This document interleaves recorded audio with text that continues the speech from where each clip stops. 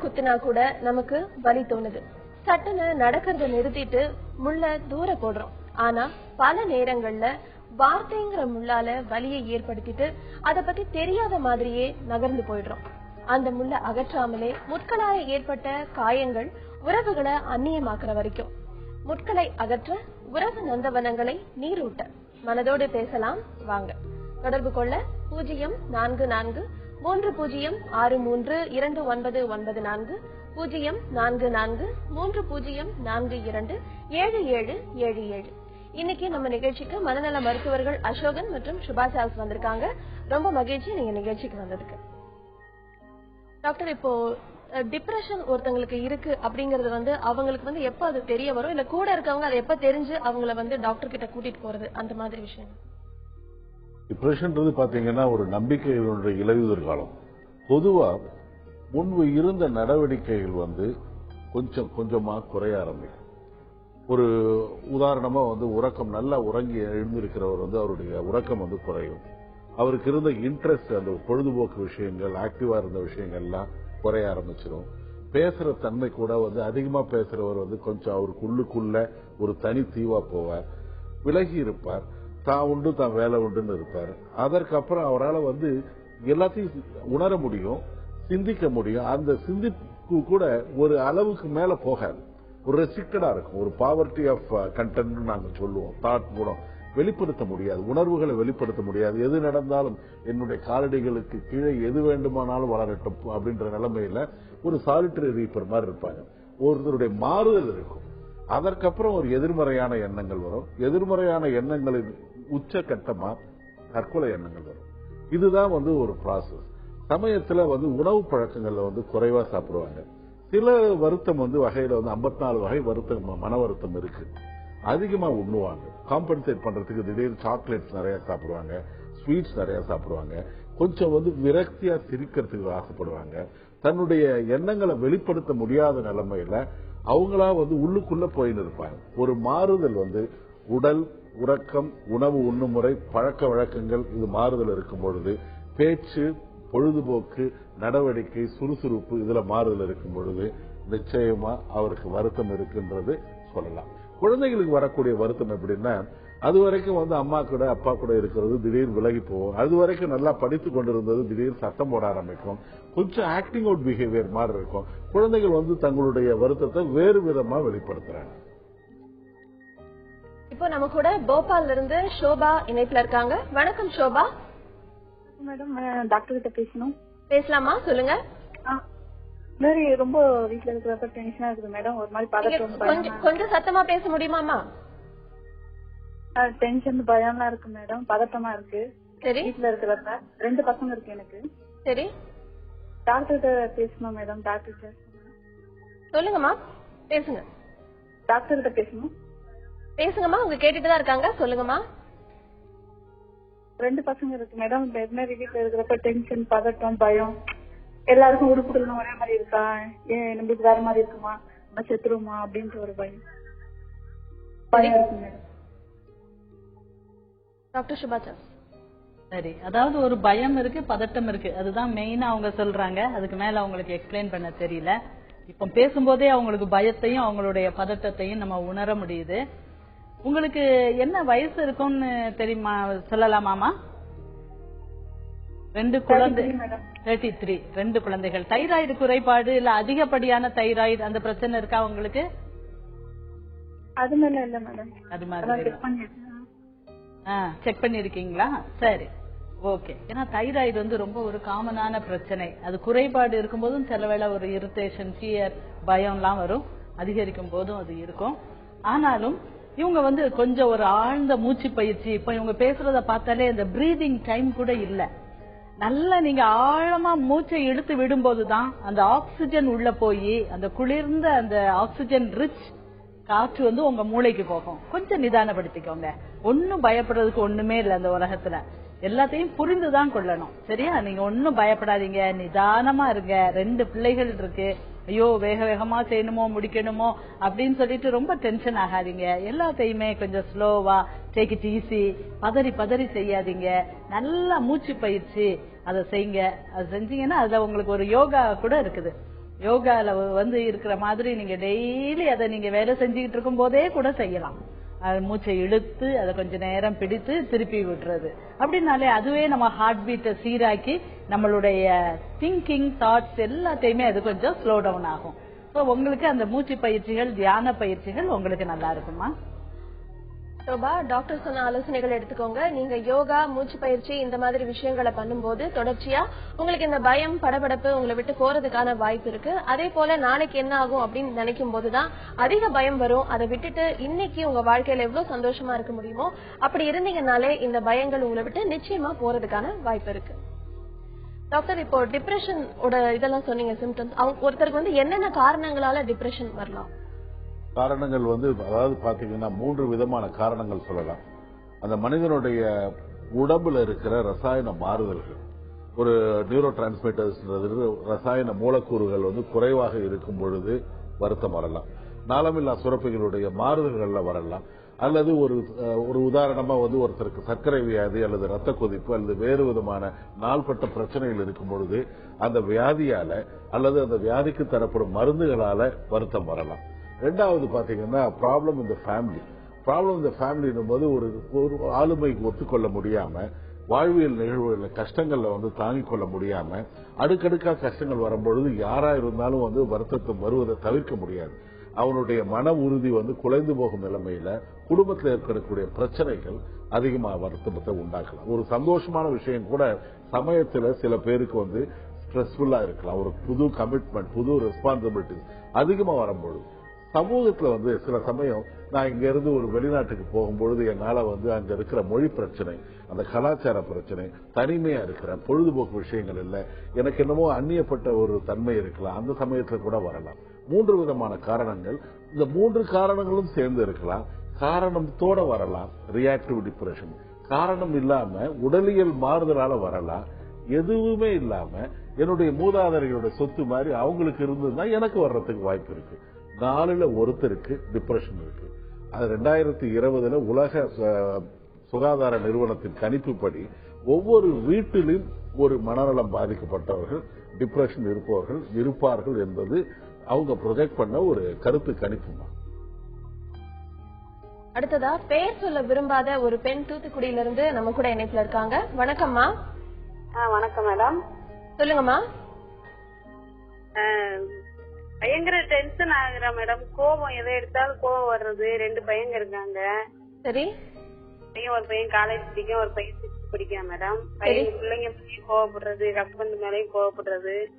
சரி. வீட்டுல உட்கார்ந்துட்டே இருப்பேன், அதுக்கு கதவை பூட்டிட்டு இருப்போம், வீட்டுல இருப்பேன். அதுக்கப்புறம் எந்திரிச்சு கொஞ்ச நேரம் கழிச்சு நானா நார்மலா வேலை பாக்குறது, ஃபுல்லா எல்லா வேலையும் முடிச்சுட்டு மறுபடியும் ஒரே இடத்துல உட்காந்துக்கிறது. மைண்டே ஒரு மாதிரி இது பண்ண மாதிரி. ஆஸ்பத்திரிக்கு போகல. என்ன பண்றது என்னன்னு தெரியல. நைட் ஆனா தூக்க மாத்திரை போட்டு தூங்கிடுவேன். எவ்வளவு நாளா உங்களுக்கு இந்த மாதிரி இருக்குமா கோபம் வர்றது? அதிகமா கோபமா வர்றது இப்போ ஒரு 2 வருஷமாவே இருக்கு மேடம். பிள்ளைங்க எனக்கு தெரியுது, பிள்ளைங்க மேல இவ்வளவு கோவப்படுறமே, கோவப்படக்கூடாது அப்படிங்கறது தெரியுது. இருந்தாலும் நான் கோவப்படுவேன். சரி. அது என்ன பண்றது மேடம்? டாக்டர்கிட்ட கேட்கலாம். சரிங்க டாக்டர் சுபாச்சா. நீங்க கோவப்படுறது சில வேளைகளில் அந்த மெனோபாசல் ஏஜ், நான் காலேஜ் படிக்கிற ஒரு பையன் இருக்கிறாருன்னு சொல்றீங்க. அப்ப கிட்டத்தட்ட நீங்க அந்த மெனோபாஸ் 40 வயசை நீங்க நெருங்கி இருக்கலாம். அப்பவும் ஒரு கோபம் வரலாம். அதுக்கப்புறம் நீங்க வந்து வேற ஏதாவது குறைபாடுகள் உங்கள்கிட்ட இருந்துச்சுனாலும் கோபம் வரலாம். அதிக எதிர்பார்ப்பு கணவர்கிட்டயோ இல்ல உங்க வீட்டு சூழ்நிலையிலயோ கொஞ்சம் அதிக எதிர்பார்ப்பு இருந்துச்சுனாலும் சின்ன விஷயத்துக்கு கூட ரொம்ப கோபம் வரலாம். ஆனா உங்களுக்கு அப்படி எதுவும் இருக்க மாதிரி எனக்கு தெரியல.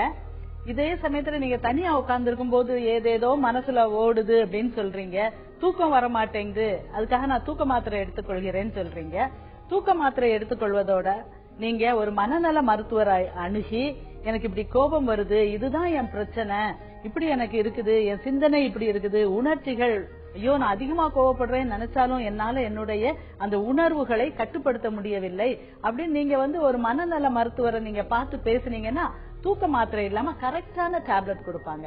உங்களுக்கு உங்க கோபத்துடைய எங்க இருந்து அந்த ஊற்று எடுக்குது அப்படின்னு சொல்லி பார்த்து அதை கரெக்ட் பண்றதுக்கு மாத்திரை கொடுப்பாங்க. ஜஸ்ட் தூக்க மாத்திரைகள், அதுவும் ஒரு குரூப் தூக்க மாத்திரைகளை சாப்பிட்டுக்கிட்டே இருந்தா அதுக்கே பழகிடுவோம். அதனால நீங்க ஒரு மனநல மருத்துவரை உடனடியா போய் கன்சல்ட் பண்ணிக்கோங்க. உங்களுக்கு என்னென்ன காரணங்களால கோபம் வரலாம் அப்படிங்கறத டாக்டர் சொன்னாங்க. அது போக நீங்க ஒரு மனநல மருத்துவரை அணுகுனீங்கன்னா உங்களுக்கு என்ன பண்ண முடியும், கரெக்டான ட்ரீட்மெண்ட் என்ன அப்படிங்கறது அவங்க உங்களுக்கு சொல்லுவாங்க. அடுத்ததா திருப்பூர்ல இருந்து கிருபாகரன் நம்ம கூட இணைப்புல இருக்காரு. வணக்கம் கிருபாகரன். வணக்கம். அவர் இணைப்புல இல்ல. டாக்டர், இப்போ 2020 ஒரு வீட்டுக்கு ஒருத்தங்க இருப்பாங்க அப்படின்னு சொல்லிருக்காங்க. அந்த அளவுக்கு போறதுக்கு அதை குறைக்கிறதுக்கான வாய்ப்புகள் என்னென்ன இருக்கு, எந்த மாதிரி மாத்திக்கலாம் ஒரு குடும்பத்துல இருக்கிறவங்க அது வராம இருக்கிறது? அதாவது லைஃப் ஸ்டைல் கொஞ்சம் மாற வேண்டியது நிலைமையில கட்டாயத்துல இருக்கிறோம். அதாவது இப்போ அதிவேகமான லைஃப் ஸ்டைல், கொஞ்சம் வேகத்துக்கு ஆசைப்படுகிறோம், இன்ஸ்டன்ட் சக்சஸுக்கு ஆசைப்படுகிறோம். வெற்றி மட்டும்தான் நம்மளுடைய கண்ணுக்கு தெரியுது. நம்ம தோல்வியோடு சேர்ந்ததுதான் வாழ்க்கைன்றதை நினைக்க மறந்துடுறோம். சில சமயம் நம்ம தோல்விக்கும் நம்மள பழகி கொள்ள வேண்டும். அதாவது குழந்தைக்கு நம்ம நல்ல விஷயங்களை மட்டும் சொல்லிக் கொடுக்க கூடாது. நல்ல விஷயங்களை மட்டும் சொல்லிக் கொடுத்தா அபிமன்யு கவலைப்பட்ட மாதிரி கஷ்டப்பட்ட மாதிரி ஒரு பிரச்சனை வரும் பொழுது அவன் தோண்டு விடுகிறான். கட்டி கொடுத்த சாதமும் சொல்லிக் கொடுத்த நாட்டியமும் கொஞ்சம் பாட்டும் பரதமும் கொஞ்ச நாள் தான் இருக்கும். புதிய சூழ்நிலையில பிரச்சனைகளை எதிர்நோக்கும் பொழுது அவனாகவே முடிவு எடுக்கணும். சில விஷயங்களை அவாய்ட் பண்றது கூட நல்லதுதான். உதாரணமா பாத்தீங்கன்னா, அதிகமா உணவு உண்ணுதல், வேறு விதமான உணவு உண்ணுதல், போதுமான உடற்பயிற்சி இல்லாதது, நல்ல பழக்க வழக்கங்கள் இல்லாதது, ரிஸ்க் டேக்கிங் பிஹேவியர், ரொம்ப எதுவுமே வாழ்க்கையில ரசனைகளே இல்லாம வெறும் பொருளாதாரம் மட்டும்தான் வாழ்க்கைன்னு நினைக்கிற சிந்தனை அல்லது ஒரு போதை பழக்கம், இதெல்லாம் மாறணும்.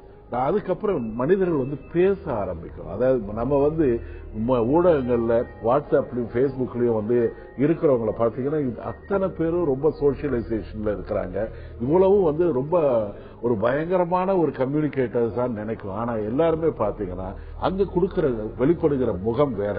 அங்க பெரிய நான் தன்யனானேன், ஐ எம் பிளஸ்ட், எல்லாமே சந்தோஷமான இருக்காங்க, நல்ல விஷயங்களை பாத்துக்கிறாங்க. அந்த மாதிரி இதை வச்சு நீங்க கணிச்சீங்கன்னா இந்த உலகத்துல மும்மாறியில எப்பொழுதும் மாறி பெய்யும்.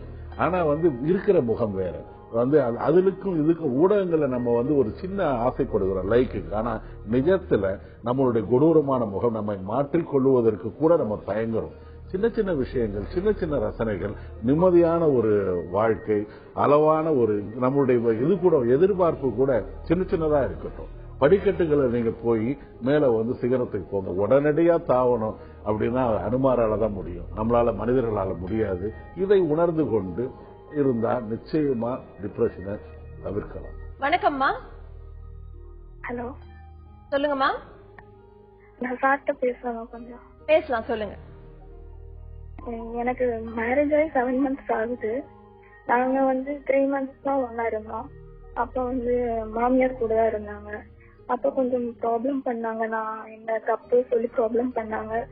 அப்படியும் நாங்க 2 பேரும் ஒன்னாதான் இருந்தோம். அதுக்கப்புறம் இப்ப ரொம்ப ப்ராப்ளம் பண்ணதுக்கு அப்புறம் நான் பிரிஞ்சு 2 months ஆக போகுது. நான் 2 months ஆயிடுச்சுன்னு சொல்லிட்டு அவருக்கு நான் மெசேஜ் பண்ணேன், பிரிஞ்சிருக்க கஷ்டமா இருக்கு, நீங்க என் கூட பேசுங்கன்னு மெசேஜ் பண்ணேன். ஆனா அவரு எனக்கு வேண்டாம், எனக்கு தேவையில்ல அப்படின்னு சொல்லி அவர் ரிப்ளை பண்றாரு. என்னால அவரை விட்டுட்டு இருக்கவும் முடியல, கஷ்டமா இருக்கு.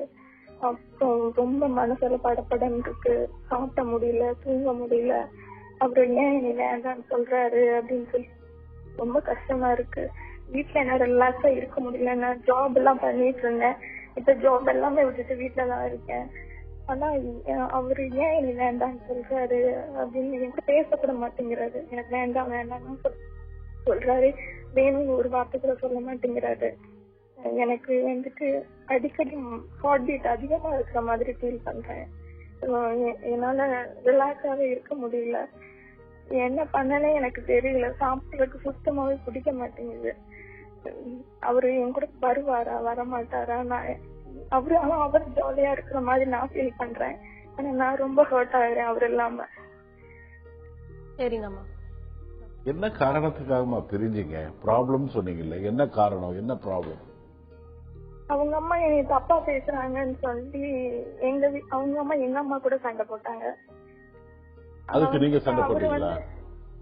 நான் அவர்கிட்ட இப்படி தப்பா பேச வேணாங்கன்னு சொல்லி அவர்கிட்ட சண்டை போட்டேன். அவங்க அம்மா வந்து என்னை அசிங்கமா பேசுறாங்க, நீங்க கேளுங்கன்னு சொல்லி சண்டை போட்டேன் நான். அதாவது பொதுவா இந்த திருமண வாழ்க்கையில வந்து கணவனுக்கும் மனைவிக்கும் இடையே வந்து பிரச்சனை வந்ததுன்னா அது வந்து தீர்ந்து போகக்கூடிய ஒரு விஷயமா இருக்கும். என்னதான் வந்து அம்மாவா இருந்தாலும் சரி, அல்லது மாமியாரா இருந்தாலும் சரி, அல்லது மற்ற உறவினர்களா இருந்தா கூட அந்த திருமண வலயத்துல வந்து மற்றவர்களை அனுமதிப்பது வந்து மிக மிக தவறான ஒரு விஷயம். அங்க என்னன்னா பாத்தீங்கன்னா, நான் தான் வந்து என்ன வந்து அவமானப்படுத்திட்டாப்ல, நான் ஒரு வழி பண்ணிடுறேன் அப்படின்ற மாதிரி அங்க எல்லாருமே ஒரு ஈகோ ட்ரிப்புக்கு போயிடுவாங்க. எனக்கு வந்து இது வந்து நீங்க சொல்லபடியா பாத்தீங்கன்னா, நீங்களும் ஏதாவது மாமியாரை பத்தி பேசியிருப்பீங்க, அம்மா உங்க அம்மாவை பத்தி பேசியிருந்தாலும் உங்களுக்கும் வந்து சிரமமா இருந்திருக்கும். அது வந்து அவருக்கு வந்து ஹர்ட்ஃபுல்லா இருக்கும். இதுல வந்து என்னன்னா, உங்களுடைய வாழ்க்கைய மற்றவர்களுக்காக அனாவசியமா கெடுத்துக் கொள்ள வேண்டாம். நீங்க போயிட்டு நான் என்ன சொல்றேன், அவர் வந்து ஒருவேளை அம்மாவுடைய பேச்சுதான் வந்து வேத வாக்குன்னு நினைக்கிற ஒரு மகனா இருக்கலாம். இன்னும் அந்த தொப்புள் கொடி உறவுல இருந்து அவர் வர முடியாத நிலைமையில இன்னமும் வந்து அது தொடர்ந்து கொண்டு இருக்கலாம். அல்லது அம்மாவுடைய மாறுபட்ட அல்லது வேறுபட்ட ஒரு விஷயமா கூட இருக்கலாம். போயிட்டு ஒரு அன்கண்டிஷனல் அப்பாலஜி கொடுங்க. ஏன்னா நீங்க சொல்றத பாத்தீங்கன்னா, உங்களால அவரை விட்டு தனியா இருக்க முடியல, அவர் வந்து சந்தோஷமா இருக்காரு, ஒரு தண்டனை அந்த மாதிரி விஷயம் எல்லாம் பார்க்க வேண்டாம். கொஞ்சம் சில நாளுக்கு வந்து நீங்க வந்து ஒரு அந்நிய மனிதர் தான். கல்யாணமாகி ஒரு 6-7 மாசத்துல ஒன்னும் வந்து பெரிய அளவுல புரிதல்ன்றது இருக்காது. அந்த உறவு நிலைகள்லயும் வந்து என்னதான் வந்து உடலுறவு மற்ற விஷயங்கள் இருந்தா கூட நாம் வந்து தேவைப்படும் அந்த டிபெண்டன்சி அதெல்லாம் வந்து வருவதற்கு நாட்கள் அதிகமாகும். என்னன்னா நீங்க போயிட்டு ஒரு அவங்க கிட்ட வந்து கொஞ்சம் இப்பத்திக்கு சமரசமா போங்க, உடைஞ்சு இருக்கிற அந்த விஷயத்தை கொஞ்சம் வந்து சரிப்படுத்துங்க, உறவை வந்து சீர்படுத்துங்க. அதுக்கப்புறம் பாத்துக்கலாம். உடனே பழி வாங்கணும், இல்ல ஒரு 10 வருஷம் சென்று உடனே நான் பின்னி எடுக்கிறேன் அப்படின்ற மாதிரி எல்லாம் தேவையில்லை. ஏன்னா இது உங்களுக்கு வந்து இது ஒரு காலப்போக்குல வந்து இந்த மாமியார் மருமகள் விஷயம் இருக்குல்ல, இது யாரு வந்து யார் கையில கொத்து சாவி இருக்கணும்ன்றது நிலைமையில வந்து படித்தவர்கள் பாமரர்கள் எல்லார்கிட்டயுமே இருக்கு. விட்டு கொடுங்க. வாழ்க்கையை வந்து தொலைந்த வாழ்க்கையை தேடி கண்டுபிடிங்க. அதுக்கு அப்புறம் வந்து நீங்க வந்து முதல்ல உங்களுடைய நிலைமைய ஸ்திரத்தன்மையை உறுதிப்படுத்திக் கொள்ளுங்க. ஏன்னா அவர் வந்து தூக்கி எறிகிறார், நான் நிராகரிக்கப்படுகிறோம்ன்ற ஒரு விஷயம் வந்து யாராலும் ஏற்றுக்கொள்ள முடியாத ஒரு விஷயம். அதனால நீங்க தான் இதை சீர்படுத்தணும். அனாவசியமா இனிமேல் வந்து அம்மாவுக்காகவோ மாமியாருக்காகவோ மற்றவங்களுக்காகவோ வக்காலத்து வாங்காம உங்க வாழ்க்கைய கொஞ்சம் ஸ்திரப்படுத்திங்க. அதுக்கப்புறம் பார்க்கலாம். டாக்டர் சொன்ன ஆலோசனைகளை எடுத்துக்கோங்க. நீங்க உங்க கணவர்கிட்ட மெசேஜ் மூலமாவோ போன் மூலமாவோ இல்லாம நேர்லயே போய் ஒரு தடவை பேசி பாருங்க. அவரும் உங்களை புரிஞ்சுக்கிறதுக்கான வாய்ப்பு இருக்கு. அடுத்ததா திருச்சியில இருந்து செந்தில் நம்ம கூட இணைப்புல இருக்காரு. வணக்கம் செந்தில். ஹலோ, வணக்கம். சொல்லுங்க செந்தில். திடீர்னு உடம்பு முடியாம போச்சு. சரி. அதுக்கு செக் பண்ண ஆஸ்பத்திரியில. சரி. அது செக் பண்ணியும் டெஸ்டுக்கு நல்லா இருக்குன்றாங்க. ரத்த டெஸ்ட் எல்லாம் எடுத்து பார்த்தேன். சரி. அப்ப நல்லா இருக்கு. யூரின் தான் பிரச்சனைனாங்க. சொல்லுங்க செந்தில், கேக்குது. யூரின்ல பிரச்சனைனாங்க. சரி. யூரின் இன்ஃபெக்ஷன்னாங்க. சரி. அவரை பார்த்துட்டு அப்புறம் டாக்டரை பார்த்துட்டு கொஞ்ச நாள் சாப்பாடெல்லாம் எடுக்கவே இல்லை. சரி. அப்ப சாப்பாடு எடுக்காம திரும்பி போய் டாக்டரை போய் பார்த்தேன். டாக்டர் உடம்பா ஒன்றும் பிரச்சனை இல்லை, நல்லாதான் இருக்கு அப்படின்னாங்க. சரி. அப்புறம் திரும்பி 4-5 வாட்டி போக நான் கேட்கவும் சைக்காட்டிஸ்ட் டாக்டர்கிட்ட அனுப்பிச்சு விட்டாங்க. சரி. சாப்பாடு ரொம்ப அப்படியே கொஞ்சம் பித்து பிடிச்ச மாதிரி இருந்துச்சு. சரி. அப்புறமே நான் திரும்பி உட்காந்து நான் பார்த்து தனிமையிலே இருக்கிற மாதிரி இருந்துச்சு. சரி. அப்புறமே டாக்டர் சைக்காட்டிஸ்ட் டாக்டர் பார்த்ததுக்கு அப்புறம் அவங்க மாத்திரை எல்லாம் கொடுத்து ஒரு 3 மாசம் சாப்பிட்டேன். சரி. அதுக்கப்புறம் பழைய நிலைமைக்கு நான் வந்துட்டேன். சரி. ஆனா பயமாவே இருக்க மாதிரி இருக்கு. உங்களுக்கு என்ன வயசு ஆகுது செந்தில்? எனக்கு 27 வயசு ஆகுது. சரி. டாக்டர் சுபாச்சந்த்.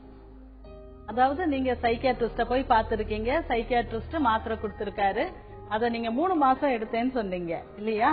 அல்லது இப்பவுமே எடுத்துட்டு இருக்கீங்கன்னு நினைக்கிறேன். ஆனாலும் பயம் தொடர்கிறதுன்னு சொல்றீங்க.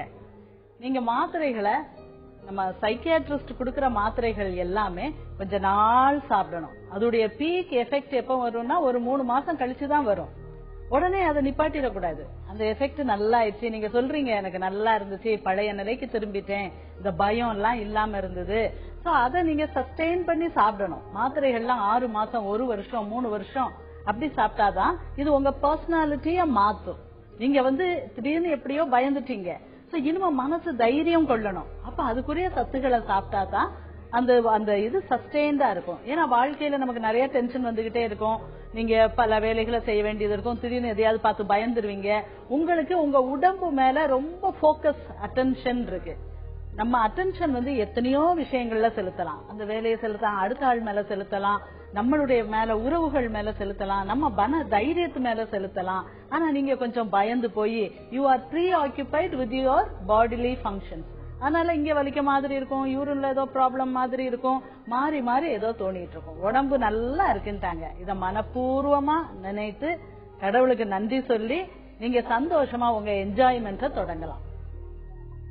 உங்க உடம்புல எந்த பிரச்சனையும் இல்ல அப்படின்னு டாக்டர் சொன்னதுக்கு அப்புறமா நீங்க அந்த மாத்திரைகள் எடுத்துட்டு பழைய நிலைமைக்கு வந்ததுக்கு அப்புறமாவும் அந்த பயம் இருக்கு அப்படிங்கிறப்போ இப்ப டாக்டர் சொன்ன மாதிரி உங்க உடம்புலயே ரொம்ப கான்சென்ட்ரேட் பண்ணாம மத்த விஷயங்கள், பிடித்தமான விஷயங்கள் அதுல எல்லாம் நீங்க கான்சென்ட்ரேட் பண்ணி பாருங்க. அதே மாதிரி மருத்துவரோட ஆலோசனை இல்லாம அந்த மாத்திரைகளையும் நீங்க நிப்பாட்டுறது தேவையில்லை. அடுத்தது உடுமலைப்பேட்ல இருந்து பிரியா நம்ம கூட இணைப்புல இருக்காங்க. வணக்கம் பிரியா. வணக்கம் மேடம். சொல்லுங்க பிரியா. ஃப்ரெண்டுக்காக நான் பேசுறேன். சொல்லுங்கம்மா. அவ கேட்டீங்கன்னா ரொம்ப ஷைடே, டிவி மட்டும் பாத்துட்டு இருப்பா, அதிகமா வெளியே வரமாட்டா. சரி. அவ அப்படியே வெளியே வந்தாலும் எல்லாரும் தன்னையே பாக்குறான்னு நினைச்சுப்பா. நினைச்சிட்டு என்ன பண்ணுவான்னா, ஓகே யாராச்சும் பாக்குறாங்கன்னு சொல்லிட்டு அவளுக்கு ரொம்ப கூச்சம் அதிகம். அவார்டு கஷ்டப்பட்டு சிரிச்சுட்டே இருப்பான். சரி. அது எல்லாமே அவளுக்கு ஒரு வகையில சரி. இப்ப அவ அதை யோசிக்கும் போது ஓகே தப்பு, நீ நம்ம வெளியே போனா எல்லாரும் நம்ம அப்படி சிரிச்சு கொடுத்தான்னு சொல்லி நம்மள கேவலமா பாப்பாங்க, ஒரு மாதிரியான பொண்ணு அப்படின்னு சொல்லி பாப்பாங்க அப்படின்னு சொல்லி இப்ப பயந்துக்கிறா. ஆனா அவளுக்கு என்ன ஆச்சுன்னா அவ நல்ல ஒரு ஹையர் ஆபீஸ்ல வரணும் அப்படின்னு சொல்லிட்டு அவளுக்கு ஒரு ஆசை. ஆனா அவங்களுக்கு நான் வீட்டுல இருந்து நல்லா கோச்சிங் ப்ரிப்பேர் பண்றேன், நான் அதுல நல்ல ஒரு நிலைமைக்கு வருவேன், ஆனா நான் வெளியே வர மாட்டேன், வெளியே வந்தா எல்லாரும் என்ன கேவலமா நினைப்பாங்க அந்த மாதிரி போடுதுன்னு சொல்லி. ஏன்னா அவ நிறைய அவமானப்பட்டிருக்கா. சரி திரும்ப வரும்போது மத்தவங்க எல்லாரும் அந்த அவமானத்தனத்துல என்ன பாப்பாங்க, நான் தான் சேஞ்ச் ஆகி வந்துட்டேன் அப்படின்னு சொன்னாலும் அவங்க அதை அக்செப்ட் பண்ண ஏத்துக்க மாட்டாங்க அப்படின்னு சொல்லி அவ ரொம்ப கில்ட்டியா ஃபீல் பண்ணிட்டு இருக்கா. ஆனா அதுக்கு என்ன ஹெல்ப் பண்றது, என்ன சொல்றது, வெளியே அவளோட திங்ஸ் ஏன்னா வெளியே இருக்கிறவங்கள நல்ல பொண்ணுதான் நினைக்கிறான், அவளுக்கும் நினைக்கிறான். பட் என்ன மத்தவங்க நம்ம என்ன நினைப்பாங்க அப்படின்னு சொல்லி ரொம்ப பயந்துட்டு இருக்கா. அதுக்கு என்ன பண்றது எனக்கு தெரியல. சரிங்க. என்ன வயசுங்க பொண்ணுக்கு? 22 வயசு ஆகுது. 22. அதாவது நீங்க பாத்தீங்கன்னா வெளியில வரும்பொழுது ஒரு ஆணுடைய பார்வையும் பெண்ணுடைய பார்வையும் வித்தியாசமா தான் இருக்கும். ஒரு கான்சியஸா இருப்போம். நம்ம ஆண் வரா அப்படின்னா நம்ம எத்தனை பேரை நம்ம பார்க்கலாம் அப்படின்ற மாதிரி ஒரு அவனுடைய பார்வை இருக்கும். ஒரு பெண் பார்க்காம இருந்தா கூட எத்தனை பேர் நம்மள பாக்குறாங்க அப்படின்ற மாதிரி அந்த ஒரு வித்தியாசமான கண்ணோட்டம் இருக்கும். ஆனா இது ஒண்ணு கூச்சத்தால வரலாம். கூச்சம் ஒரு வெளியில போய் மத்தவங்க கிட்ட பழகுவதற்கு கொஞ்சம் பயம் இருக்கலாம், ஒரு போபியா மாதிரி வரலாம். அல்லது ஒரு சின்ன சந்தேகம் கூட ஒரு அடிநாதமா இருக்கலாம். நான் வெளியில வந்தா என்ன எல்லாரும் பாக்குறாங்க, என்ன பத்தி பேசுறாங்க, என்ன பத்தி தப்பா நினைப்பாங்க. நீங்க சொன்னீங்கல்ல முன்பு நடந்த நிகழ்வுகள், அவமானப்பட்ட விஷயங்கள்லாம் அது தொடரலாம். ஆனா இவ்வளவு தூரம் இவ்வளவு அதிகமா வர்றதுக்கு காரணம் வேறு விஷயமான ஒரு ஆளுமை பிரச்சனைகள் கூட இருப்பதற்கு வாய்ப்பு இருக்கு.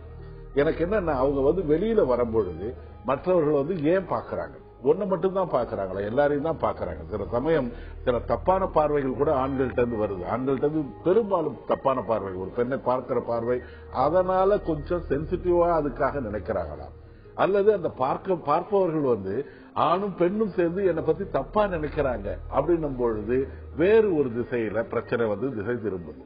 அது ஒரு சந்தேகமா இருக்கலாம். இது பயமா அல்லது சந்தேகமா, அல்லது சந்தேகத்தின் அடிப்படையில பயம் வருதா, அல்லது கொஞ்சம் வெறுத்து விலகி நின்று கொஞ்சம் கொஞ்சமா ஒதுங்குறாங்களா, இது நேரடியா அவங்கள பாக்கணும். ஏன்னா இன்னும் சில விஷயங்கள் ஏன்னா இதை வைத்துக்கொண்டு நான் ஒரு பெரிய அளவு எக்ஸ்ட்ராபோலேட் பண்றதுக்கு நான் விரும்பல. ஒரு மனநல மருத்துவரை பாருங்க, வேறு ஏதாவது பிரச்சனைகள் இருக்கா, இது ஒரு டிப் ஆஃப் த ஐஸ்பர்கா, இது மட்டும் வெளிப்பட்டு உள்ள சந்தேகமான ஒரு நோய் ஏதாவது இருக்கா, அல்லது சம்பவங்கள் மட்டும் இந்த மாதிரி அந்த பொண்ணு அந்த மாதிரி ஆக்கியிருக்கா. என்னதான் காரணமா இருந்தாலும் நீங்க முதல்ல அந்த பெண்ணை முதல்ல வெளியில கூப்பிட்டு பழகுங்க. ஒண்ணும் போய் நடக்காது, எதுவும் கவலைப்படாதுன்ற மாதிரி. அப்பதான் கொஞ்சம் கொஞ்சம் நாம் எங்க எதை தொலைத்தோமோ அங்கதான் தேடணும், எதை எங்க இழந்தோமோ அங்கதான் மறுபடியும் அந்த இழந்ததை பெற வேண்டும். ஒரு எக்ஸாம் நான் எனக்கு வராதுன்னா நான் போகாம இருந்தேன்னா கடைசி வரைக்கும் அந்த பயம் எனக்கு தொடரும்.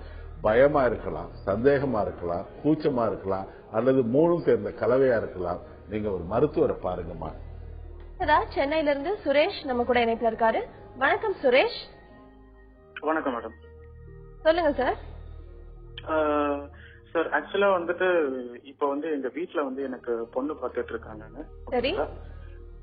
ஆனா வந்து அதுல ஒரு சில பயமும் இருக்கு, ஒரு சில இன்ட்ரெஸ்ட் கொஞ்சம் இல்லன்ற மாதிரி எனக்கு இருக்கு. ஓகேங்களா? சரி. ஆனா அத வந்து வெளிப்படையா என்னால அவங்க கிட்ட சொல்ல முடியல. என்னன்னா என்னோட ஹிஸ்டரி என்னன்னா வந்துட்டு நான் ஸ்கூல் படிச்சிட்டு இருக்கும் போதே வந்துட்டு எனக்கு கொஞ்சம் டிப்ரெஷன்ன்ற மாதிரி இருந்தது. சரி. ஓகேங்களா? நான் அதுக்கு கண்டினியூஸா ஒரு 3-4 இயர்ஸ் டேப்லெட் சாப்பிட்டேன். அதுக்கப்புறம் ஓரளவுக்கு ஓகேவா இருந்தது. இப்போ அந்த அளவுக்கு ப்ராப்ளம்ஸ் இல்ல. ஆனா இப்பவும் அப்பப்ப அடிக்கடி கோவப்படுறது அந்த மாதிரி மட்டும் ப்ராப்ளம்ஸ் இருக்கு. சரி. ஓகேங்களா? ஆனா இப்போ எனக்கு வந்துட்டு மேரேஜ் பண்ணிக்கிறதுக்கு முன்னாடி வந்துட்டு I am not sure if I am perfectly alright. அந்த மாதிரி சிச்சுவேஷன்ல வந்து இன்னொரு பொண்ணு கல்யாணம் பண்ணிட்டு அந்த பொண்ணோட லைஃப்லயும் ரிஸ்க் எடுக்கணுமான்ற மாதிரி ஒரு பயம் இருக்கு. சோ அதை என்னால ஸ்ட்ரைட்டா அவங்க கிட்ட சொல்ல முடியல. அத பத்தி தாங்க டாக்டர் கிட்ட கேட்க. உங்களுக்கு என்ன வயசு ஆகுது சுரேஷ்? இப்போ 31 ஆகுது. டாக்டர் அசோக். அதாவது பாத்தீங்கன்னா நீங்க வந்து டிப்ரெஷன் வந்து 3 வருஷமா மாத்திரை சாப்பிட்டுருக்கீங்க. அதுக்கப்புறம் வந்து ஒன்னும் விதமான பிரச்சனையும் இல்லை. எனக்கு I don't know whether I will be perfect அப்படின்ற மாதிரி சொல்லும் பொழுது செக்ஸை பத்தி கொஞ்சம் பயப்படுறீங்களான்னு எனக்கு தோணுது.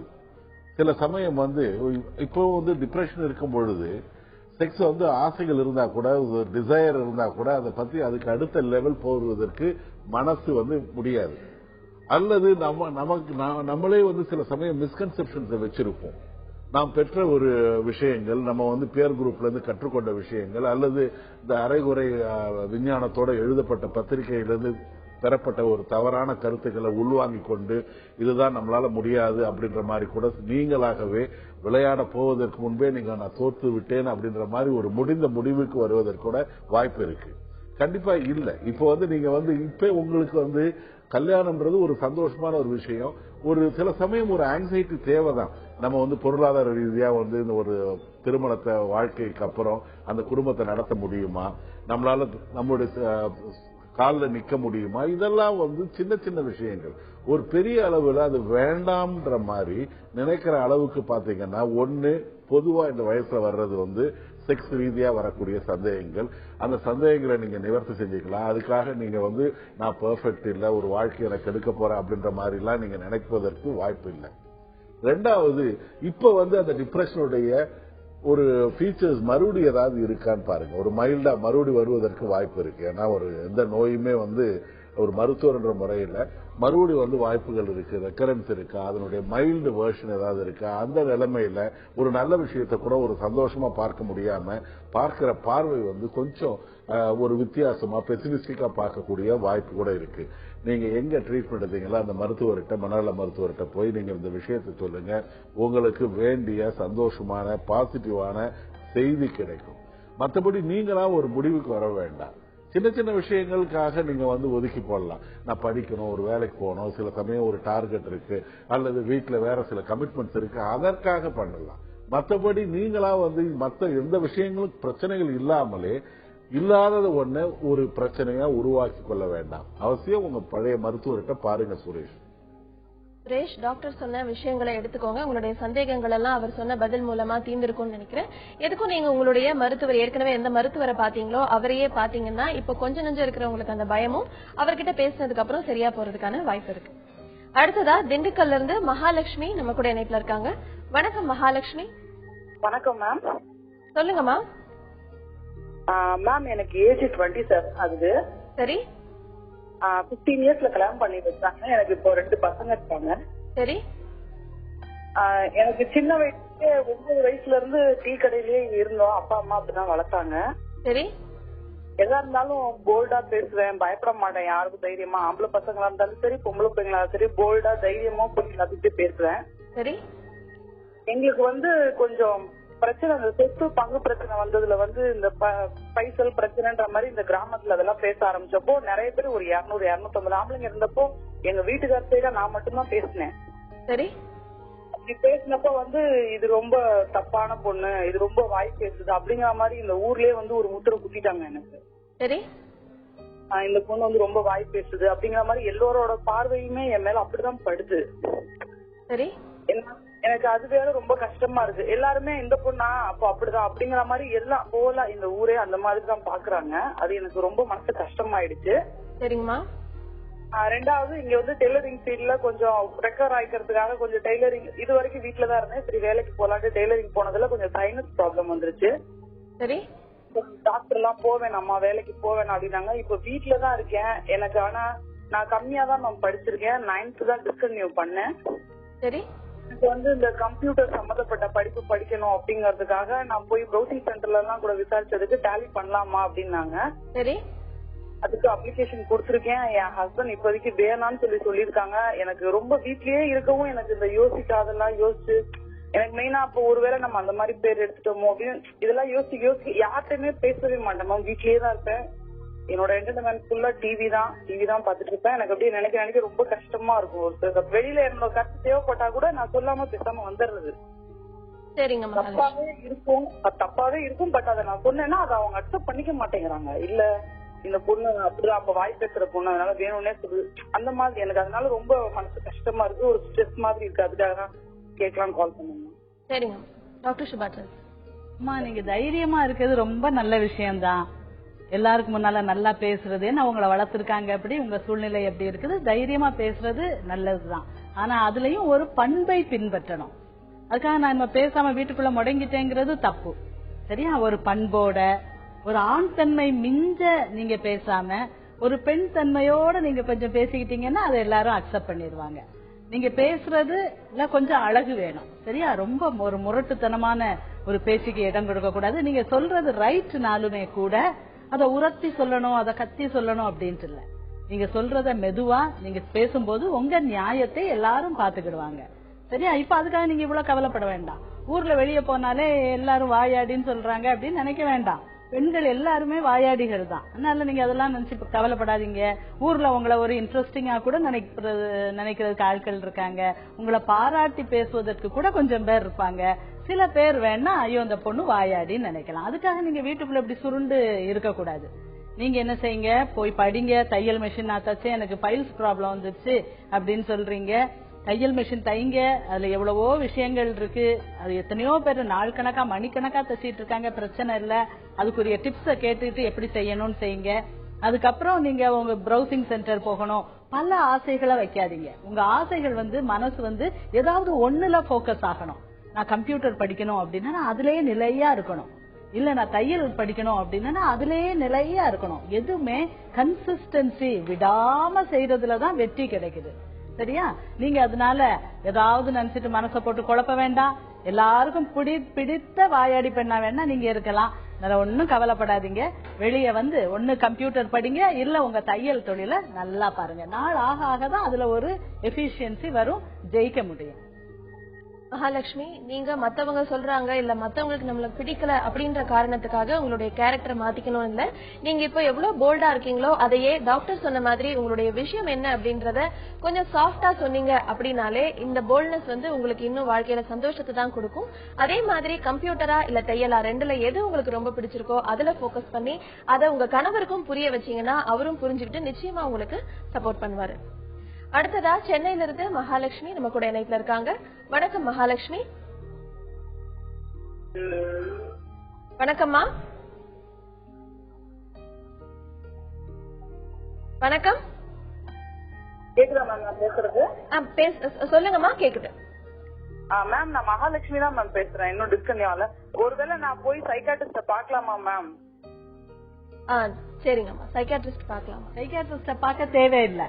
நீங்க இப்படியே இதே மாதிரி பயந்து வீட்டுல இருந்து வெளியே வராம எதுவுமே செய்ய முடியாம வீட்டிலேயே முடங்கி கிடப்பது இன்னும் சில மாதங்கள், அதாவது கிட்டத்தட்ட ஒரு 6 மாசம் நீங்க இதே மாதிரியே இருக்கீங்கன்னு வைங்க. அப்போ நீங்க சைக்கியாட்ரிஸ்ட போய் மருந்துகளுடைய உதவியை நாடலாம். இப்போ நீங்க மருந்து எடுக்கிற மாதிரி இல்ல. உங்களை இன்னும் கொஞ்சம் தைரியப்படுத்த உங்க மனசை ஃப்ரீ ஆக்குறதுக்கு அதுக்கெல்லாம் இப்போ நீங்களே செஞ்சிடலாம். இதுக்கு மாத்திரைகள் மருந்துகள் தேவையில்லை. இப்படியே தான் என் நாள் போகுது, வேற என்னால ருட்டீன் வேலைகள் செய்ய முடியல, சமைக்க முடியல, கணவரை பார்க்க முடியல, குழந்தைகளை பராமரிக்க முடியலன்னா நீங்க சைக்கியாட்ரிஸ்ட் டாக்டர்கிட்ட போய் காட்டலாம். திருச்சியில இருந்து செல்வி நம்ம கூட இணைப்புல இருக்காங்க. வணக்கம் செல்வி. வணக்கம் மேடம். சொல்லுங்க செல்வி. என் பேர் செல்வி மேடம். எனக்கு 27 வயசு ஆகுது. சரி. 3 குழந்தைங்க இருக்காங்க. என் ஹஸ்பண்டுக்கு வந்து கொஞ்சம் உடம்பு முடியாம இருந்தாரு. சரின்னு சொல்லிட்டு என்னன்னு செக் பண்ணி பார்க்கும்போது அந்த இது சொல்லி வந்துருச்சு. கொஞ்சம் சத்தமா பேச முடியுமாமா? என் ஹஸ்பண்டுக்கு உடம்பு முடியாம இருந்துச்சு மேடம். சரி. ஹாஸ்பிட்டல் கூட்டு போய் செக் பண்ணும் போது ஹெச்ஐவின்னு சொல்லிட்டாங்க. சரி. எனக்கு செக் பண்ணாங்க, என் குழந்தைங்களுக்கு எல்லாத்துக்குமே செக் பண்ணாங்க, எங்களுக்கு எல்லாம் இல்ல. சரி. என் ஹஸ்பண்டுக்கு மட்டும் இருக்கு.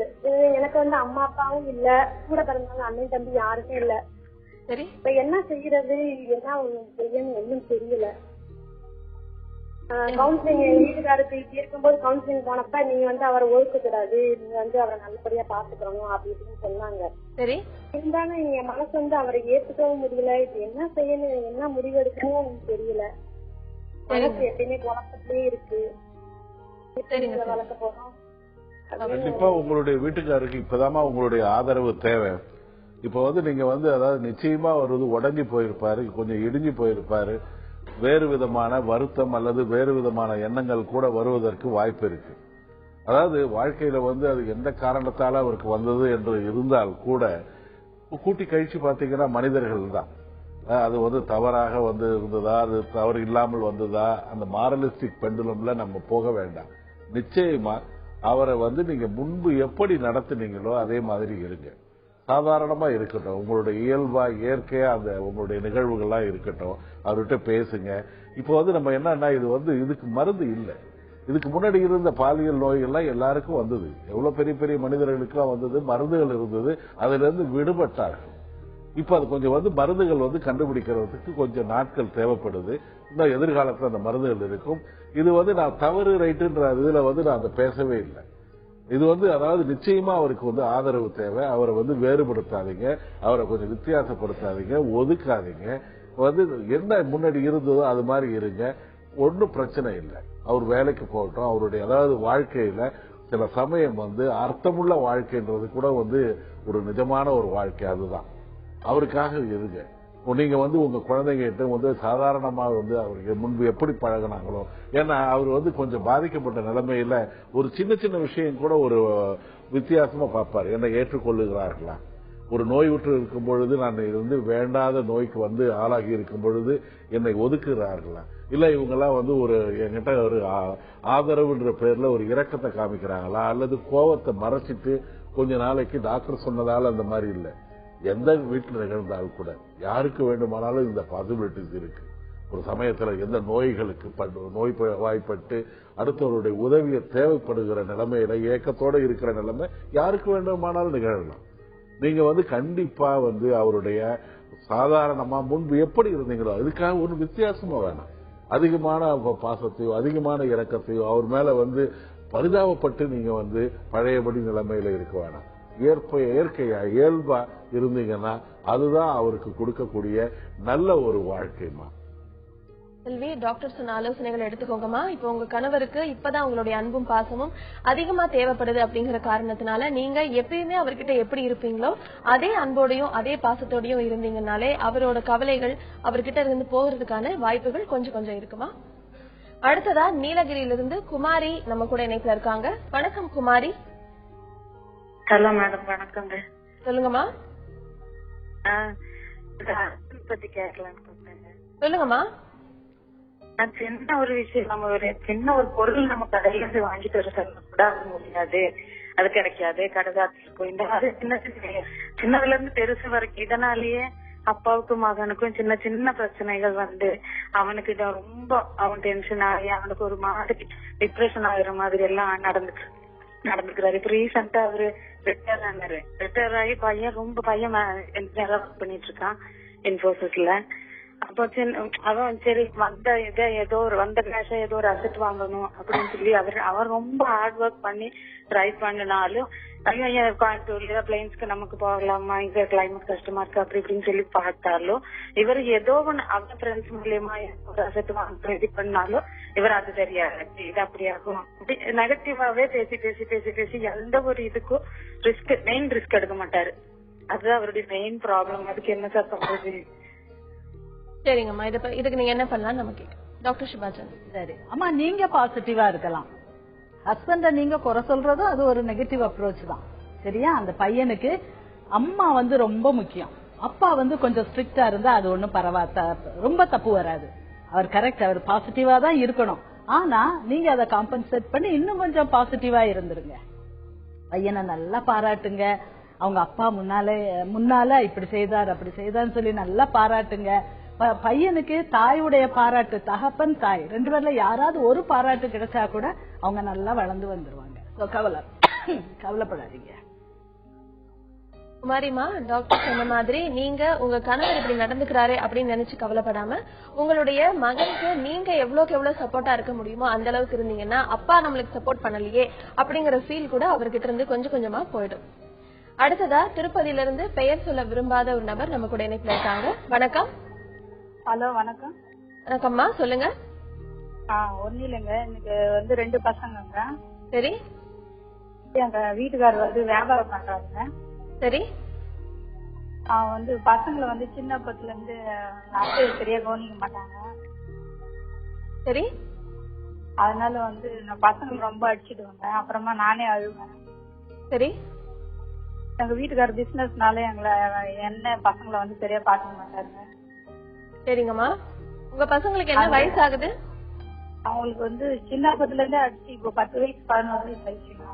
சரி. சின்ன பழத்துல இருந்து ரொம்ப அடி பண்றாங்க அவங்கள. சரி. எங்க வீட்டுக்காரர் வந்து என்ன பாத்துக்கிறதுனால ரொம்ப டிபெண்ட் ஆயிட்டு அவங்க மேல அடிக்கிறேன்னா என்னன்னு தெரியல. ஆனா எங்க பசங்க எங்க வீட்டுக்காரனா ரொம்ப பிடிக்கும் எனக்கு. சரிங்கம்மா.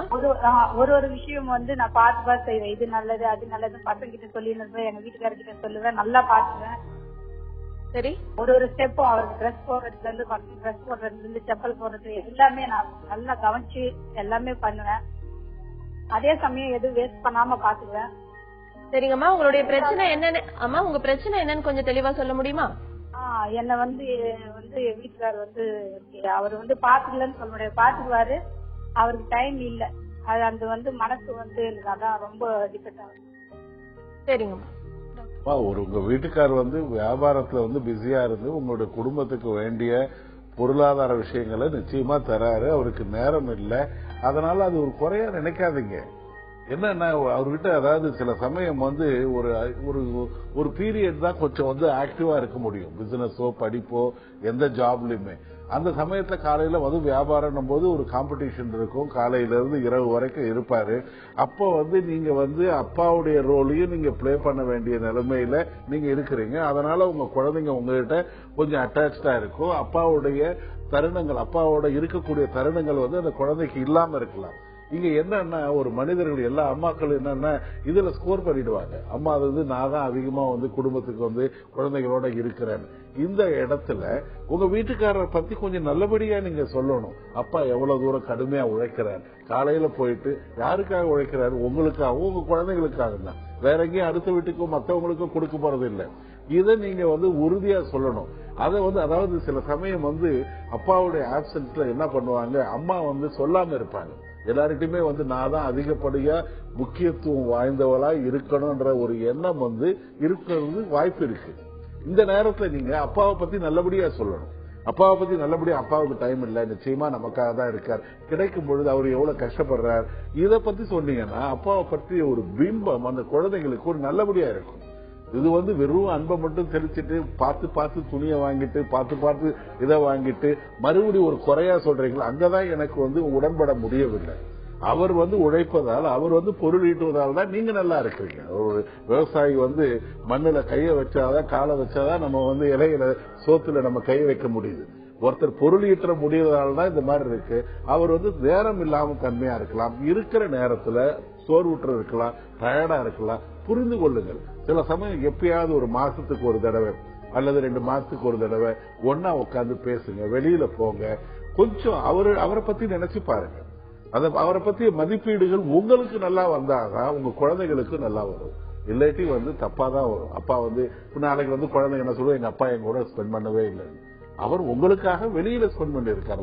உழைத்து ஓடாகி நம்ம வந்து வீட்டுல இருக்கிறோம். அதை கொஞ்சம் அப்பாவை பற்றிய மதிப்பீடுகளை உருவாக்க வேண்டியது அம்மாவுடைய கடமைமா. டாக்டர் சொன்ன விஷயங்கள் எல்லாத்தையுமே எடுத்துக்கோங்க. உங்க கணவரை பத்தி உங்க குழந்தைகள்கிட்ட எடுத்து சொல்றது மட்டும் இல்லாம நீங்களும் அவரை பத்தி நல்லா புரிஞ்சுக்கிட்டீங்கன்னா உங்க குடும்பம் இன்னும் மகிழ்ச்சியா இருக்கிறதுக்கான வாய்ப்பு இருக்கு. நம்ம நிகழ்ச்சிக்கு வந்து நேயர்களோட கேள்விகளுக்கு ஆலோசனைகள் வழங்குனீங்க. நன்றி டாக்டர் அசோகன். நன்றி டாக்டர் சுபாதா.